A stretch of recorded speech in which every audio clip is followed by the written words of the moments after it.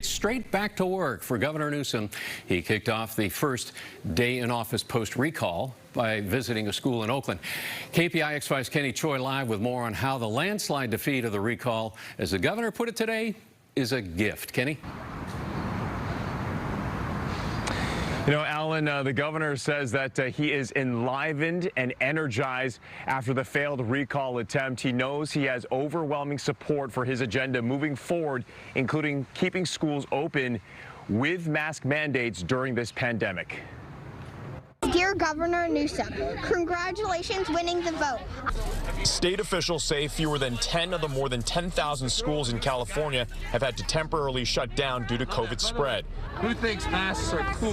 Yeah. Across the country, the governor says more than 2,000 have had to close. We're the first school system in the United States at state level to require masking.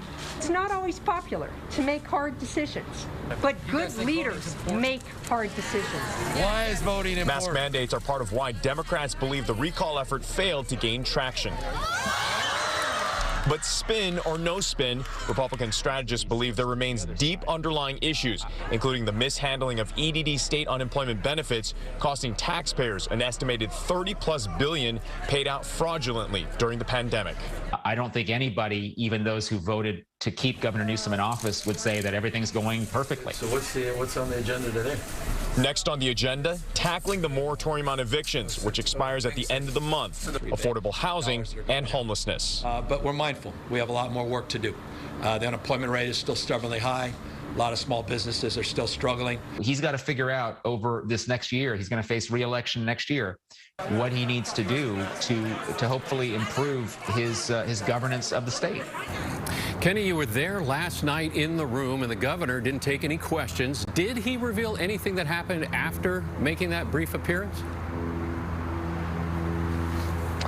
He did, Alan. He talked today a little bit about how he had a conversation with President Biden this morning. He didn't go into the details of that conversation, but the governor was also asked about whether last night was a good night for Dr. Fauci. He said emphatically yes, and that you see what happens in states that do not have those mask mandates and that do not follow science.